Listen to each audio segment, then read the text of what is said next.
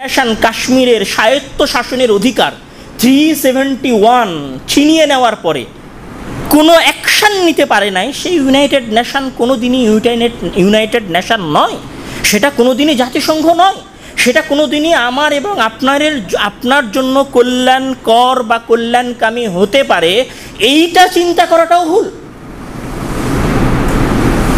আমার এই সংক্ষিপ্ত কথার দ্বারা আমি আপনাদেরকে যেটা বলতে চাচ্ছিলাম সেটা হচ্ছে, আমি যদি আরেকটু বলি যে 2019 সালে যখন কাশ্মীরে স্বায়ত্তশাসন বন্ধ করা হলো 371-এর মাধ্যমে, কাশ্মীরে স্বায়ত্তশাসন ছিল। স্বায়ত্তশাসন মানে যে কাশ্মীরে অন্য কোনো অঞ্চলের মানুষ এসে জায়গা কিনতে পারবে না, ওই অঞ্চলের মুসলিমরা ওই দেশেই থাকবে, তাদের নিজস্ব রুলস থাকবে, তাদের নিজস্ব আলাদা আইডি কার্ড থাকবে, তাদের নিজস্ব আলাদা পরিচয়পত্র থাকবে, এরকম একটা ডিসিশন ছিল 47-এ যখন কাশ্মীর ভারতের সাথে আসে। তখন এই 370 এই অ্যাক্ট যখন বাতিল হয় 2019 সালে, এই বাতিল হওয়ার পরে 10,000-এরও অধিক রাজনৈতিক নেতাকর্মীদেরকে বন্দী করা হয়েছে, 7 লক্ষেরও অধিক সেনাবাহিনীকে এখানে নতুন করে চালু করা হয়েছে, তাদেরকে কাজের মধ্যে, তাদেরকে ফাংশনে নিয়ে আসা হয়েছে।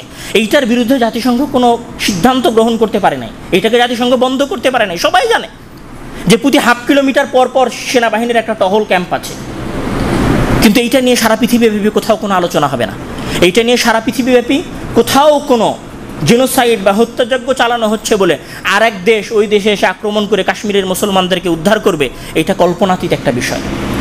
আমি যদি বলি যে ইন্টারন্যাশনাল লয়ের একজন প্রফেসর ছিলেন রিচার্ড লক, উনি একটা কথা বলেছিলেন যে UN is often hijacked by geopolitics rather than fulfilling its global humanitarian mission.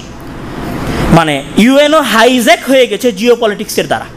এখানে যদি আমি আরও একজন কথা বলি, প্রখ্যাত মার্কিন ইতিহাসবিদ, উনি বলেছিলেন the UN is powerful or as weak as the United States wants its to be. মানে তার প্রভু যতটুকু তাকে শক্তি দিতে চায় ততটুকু সে শক্তি পায়, আর তার প্রভু যখন তাকে শক্তি দিতে চায় না তখন সে আসলে শক্তিও পায় না। ইউনাইটেড নেশনের সাবেক সেক্রেটারি বুত্রোস ঘালি, যিনি 1992 থেকে নিয়ে শুরু করে 1996 পর্যন্ত ইউএনের প্রধান ছিলেন, উনি বলেছেন যে আমি জাস্ট পরবর্তীতে ইউএনের দায়িত্ব পাই নাই, কেননা আমি খোলাখুলি তার নিয়ম নীতির বিরোধিতা করেছিলাম। ডক্টর মাহাতির মোহাম্মদেরও ইউনাইটেড নেশনের উপরে বক্তব্য আছে, ওনার লেখা, ওনার কথার মধ্যে আপনারা পাবেন।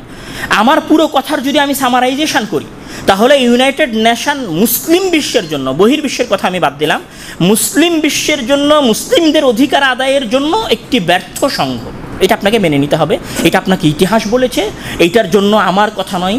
পৃথিবীতে প্রকাশিত নিউজ চ্যানেলগুলোর যত নিউজ সংবাদ আছে, নিউজ পেপারগুলোর যত সংবাদ আছে সেগুলো আপনারা পড়েন, যত বই প্রকাশিত হয়েছে এই বইগুলোর বিষয়ে, এই ঘটনাগুলোর বিষয়ে, সেই বইগুলো আপনারা পড়েন। এটা পৃথিবী স্বীকৃত একটা বিষয়, এটা জ্বলন্ত একটা বিষয় যে ইউনাইটেড নেশন পৃথিবীর মুসলমানদের জন্য কিচ্ছু করতে পারে নাই।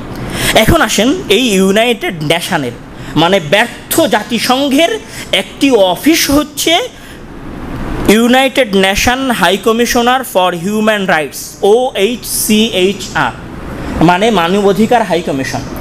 এখন যেই ইউনাইটেড নেশন নিজে ব্যর্থ মুসলমানদের অধিকার দিতে, সেই ইউনাইটেড নেশন যদি বাংলাদেশে আসে, তাদের কোনো একটা শাখা অফিস, মানে হিউম্যান রাইটসের হাই কমিশনার অফিসটা যদি বাংলাদেশে আসে ইউনাইটেড নেশনের, তারা আসলে বাংলাদেশে কী করতে পারবে? আমি মনে হয় বুঝতে পারিনি কথা। মানে যে ইউনাইটেড নেশন বাখুদ বিন্নাফস ইটসেলফ নিজে ব্যর্থ,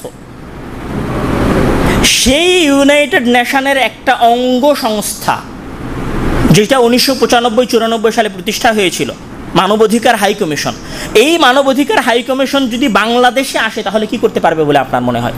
মানে যেই মুসলিমটা দাড়ি রাখার কারণে জঙ্গি মিথ্যা অপবাদের ভিত্তিতে জেলে ঢুকেছে, সেই লোকটাকে বের করে দেওয়ার জন্য হিউম্যান রাইটস এদেশে কাজ করবে? এটা আপনার মনে হয়? আপনি মনে করতেছেন যে সমস্ত মাদ্রাসাগুলোর বিরুদ্ধে জঙ্গি অপবাদ দিয়ে একসময় বন্দী করা হয়েছিল, যেই সমস্ত ব্যক্তিদেরকে জঙ্গিবাদের মিথ্যা অপবাদ দিয়ে জেলে ঢুকানো হয়েছিল, তাদেরকে জেলখানা থেকে বের করার জন্য এই সংস্থা কাজ করবে? এই সংস্থার মাধ্যমে তো আপনারা যে ফ্যাসিজমকে বিতাড়িত করেছেন সেই ফ্যাসিজমও ব্যাক করতে পারে। কিভাবে ব্যাক করতে পারে? কেন তাদের কাছে তো সবার কাছে রাজনীতি করার অধিকার আছে, গণতন্ত্র করার অধিকার আছে। আজকে আপনারা ফ্যাসিজমের কোনো নেতাকে দেখলে, ফ্যাসিস্টের কোনো নেতাকে দেখলে পিটাচ্ছেন, জেলে দিচ্ছেন। যেদিনই হাই কমিশনের অফিস এদেশে ফুললি ওয়ার্ক করা শুরু করবে, ফাংশন করা শুরু করবে, সেদিনই তো তারা বলবে না, প্রত্যেকের রাইটস আছে এদেশে, প্রত্যেকের অধিকার আছে এদেশে ক্ষমতার জন্য লড়াই করার, এদেশের রাজনীতিতে যাওয়ার, এদেশের ডেমোক্রেসিতে অংশগ্রহণ করার। সেদিন আপনি কোথায় যাবেন? এক রাতের ব্যবধানে যেই ফ্যাসিজমকে আপনারা 17 বছরে তাড়াতে পারেন নাই, সেই ফ্যাসিজম এক রাতের ব্যবধানে বাংলাদেশে নতুন করে চালু হয়ে যাবে, নতুন করে ফাংশন করা শুরু করবে। মানে আল্লাহ তো বিচার বুদ্ধি দেয় নাই, ঠিক আছে, ক্ষমতার জন্য পাগল হয়ে আছেন, ঠিক আছে, বাট লজিক তো লাগান। মানে আপনি ভাবছেন ওকে আপনার অধিকারের জন্য কাজ করবে, এটা তো একটা হাস্যকর বিষয়। আচ্ছা, ওই কথাগুলো যাওয়ার আগে আরেকটু কথা বলি, একটু যেহেতু এখানে অনেক শিক্ষিত মানুষ আছেন, আমার মনে হয় কিছু অথেন্টিক কথাও আপনাদের জানা থাকা দরকার। অ্যাকচুয়ালি যে হিউম্যান রাইটসের যে হাই কমিশনটা তৈরি হয়েছিল, এইটা আসলে কয়টা মেজর বিষয়কে লক্ষ্য করে তৈরি হয়েছিল? তাদের 4টা বা 5টা মেজর লক্ষ্য আছে, যেটা তারা নিশ্চিত করার প্রয়োজন মনে করে। একটা হচ্ছে ইন্ডিভিজুয়ালিজম, মানে ব্যক্তিত্ববাদ। এটা হচ্ছে হিউম্যান রাইটসের মূল কাজ। ব্যক্তিত্ববাদ মানে প্রত্যেক ব্যক্তি নিজে নিজে স্বাধীন, এটা হচ্ছে ব্যক্তিত্ববাদ, এটা তাদের একটা মূল অ্যাক্ট। তাদের একটা এটা হচ্ছে সেকুলারিজম, মানে ধর্ম নিরপেক্ষতাবাদ, মানে ধর্ম হবে মসজিদে পালন, রাস্তাঘাট, স্কুল, কলেজ, ব্যবসা বাণিজ্য, সরকার, আদালত, অফিস, এগুলোতে পালন হবে তাদের নিজস্ব সংবিধান, এখানে কোনো ধর্মের কাজ নাই, এটা হচ্ছে সেকুলারিজম। তাদের আর একটা কাজ ছিল অ্যাবসুলেট ফ্রি স্পিচ, মানে প্রত্যেককে তার বাক স্বাধীনতা দিতে হবে, এটা হিউম্যান রাইটসের অন্তর্ভুক্ত। তাহলে এখন কোনো ব্যক্তি যদি বাংলাদেশে রাসূল সাল্লাল্লাহু আলাইহি ওয়াসাল্লামকে গালি দেয়, আপনি এটা বাধা দিতে পারবেন না, কেননা প্রত্যেক মানুষের বাক স্বাধীনতা দিতে হবে। সে যদি আপনার সামনে রাসূলকে গালি দিবে, ফেলফেলিয়ে হাসবে, আপনাকে রাসূলের সামনে গালি দিবে, আর আপনি পেছনে হাত বেঁধে দাঁড়িয়ে থাকবেন, এটাই হিউম্যান রাইটস। হিউম্যান রাইটসের যেটা চতুর্থ বিষয়, সেটা হচ্ছে যে সেপারেশন অফ জেন্ডার নিউট্রালিটি, মানে লিঙ্গ বৈষম্যহীনতা। মানে চাইলে সে নিজেকে পুরুষ কল্পনা করতে পারে, চাইলে সে নিজেকে মেয়ে কল্পনা করতে পারে, চাইলে সে তার লিঙ্গ পরিবর্তন করে ছেলে থেকে পুরুষ থেকে মেয়ে হয়ে যেতে পারে, মেয়ে থেকে পুরুষ হয়ে যেতে পারে, তার ইচ্ছাধীন।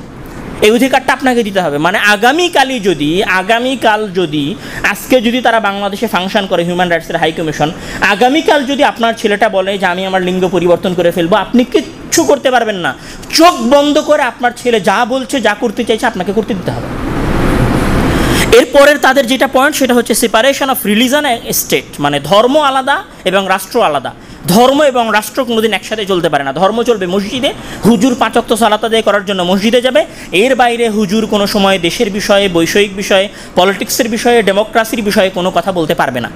এই 5টা-6টা বিষয় হচ্ছে হিউম্যান রাইটসের মূল বিষয়। এই 5টা বিষয় নিয়ে সারা পৃথিবীতে কাজ করে। এখন আসেন, আপনি যদি অ্যানালাইসিস করেন, যদি আরেকটু জানার চেষ্টা করেন যে আসলে এই বিষয়গুলো তারা আসলে কোথায় থেকে নিয়েছে। আপনাদের অনেকের মনে প্রশ্ন হতে পারে, আমি একটু উদাহরণ দেওয়ার জন্য বলি। আপনাদের সামনে যখন গণতন্ত্রের কথা বলা হয়, তখন আপনারা মনে করেন ওকে গণতন্ত্র এস্টাবলিশড, প্রতিষ্ঠিত একটা বিষয়। অনেকে মনে করতে পারেন অনেক পুরনো। গণতন্ত্র কত বছর ধরে পৃথিবীতে আছে? 200-250 বছর ধরে। এর আগে গণতন্ত্রের কোনো অস্তিত্ব ছিলই না। হ্যাঁ, আপনি বলবেন যে আপনি যখন গুগলে সার্চ দিবেন গণতন্ত্র, তখন ওইখানে আসবে যে গ্রিক সভ্যতা, প্রাচীন সভ্যতাতেও গণতন্ত্র ছিল, এটা বলে তারা গ্রিক সভ্যতার কথা তুলবে। ওকে, আপনি যদি গ্রিক সভ্যতাতেও যান, সেই সময়ের দার্শনিক প্লেটো, অ্যারিস্টটলের ছাত্র, তার লিখিত বইয়ে গণতন্ত্রের বিরুদ্ধে বলে গেছে। তো আমি এখানে যেটা বলতে চাচ্ছিলাম, সেটা হচ্ছে গণতন্ত্র এসেছে আজ থেকে 200-250-300 বছর আগে। তারপরে এখানে যে মানুষের নাগরিক অধিকার, যেটাকে তারা ইন্ডিভিজুয়ালিজম বলছে, ব্যক্তি স্বাধীনতার কথা বলছে, এই জিনিসগুলো কখন এসেছে?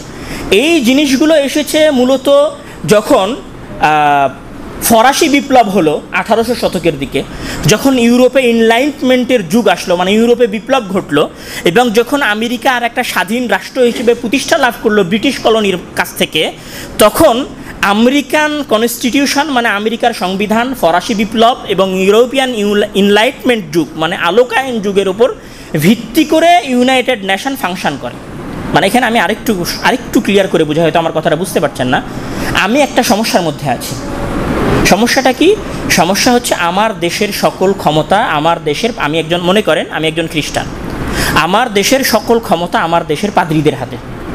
আমি চাইলে স্বাধীন মতো পড়াশোনা করতে পারি না, আমি চাইলে স্বাধীন মতো জমির মালিকানা নিতে পারি না, আমি চাইলে স্বাধীন মতো জমি কেনা বেচা করতে পারি না, আমি চাইলে একটা ইন্ডাস্ট্রি প্রতিষ্ঠা করতে পারি না, আমি চাইলে একটা কারখানা প্রতিষ্ঠা করতে পারি না।